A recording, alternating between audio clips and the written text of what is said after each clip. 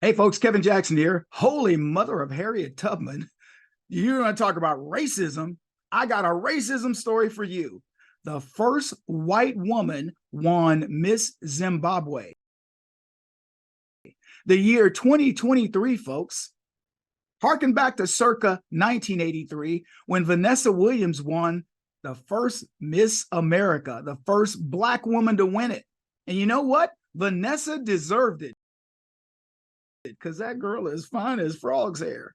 But now, 40 years later, we get the first white Miss Zimbabwe, and the Africans are losing their minds. How are we going to let a white woman win Miss Zimbabwe? What?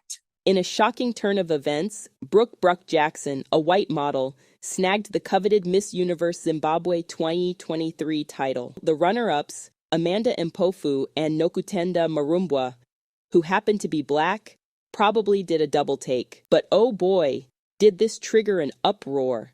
Outraged critics wondered if the pageant had mistaken Zimbabwe for an episode of Where's Waldo? Hey, can you hear the leftists now crying about how racist Zimbabwe is? I don't hear them. Why not the complaints? Why not talk about the whitening of Africa? Do you know that Zimbabwe has a 2% white population? And I have never heard a leftist say, you know what? When are those Zimbabweans going to get some diversity, equity, and inclusion of white people or any other people? 2% white. African countries, almost all, are universally, homogeneously, whatever they are. Chinese, Japanese, Korean, Egyptian, whatever. And yet, not a single word from the left about the whitening of those countries. But we talk about the browning of America.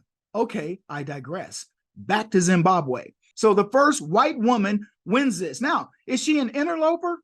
Did this white woman come from Sweden, from the Swedish bikini team, and win Miss Zimbabwe? No, Miss Brooke Jackson is from Zimbabwe. She's half Black, pretty much like Miss Vanessa Williams was. So in other words, she's as much Black as she is white. Well, why has she got to be white when she wins Miss Zimbabwe? But if she was in America and baby Black Jesus, she would be the first Black president. Do I need to go further? I don't think I do. Thanks for listening. Kevin Jackson's who you've been listening to.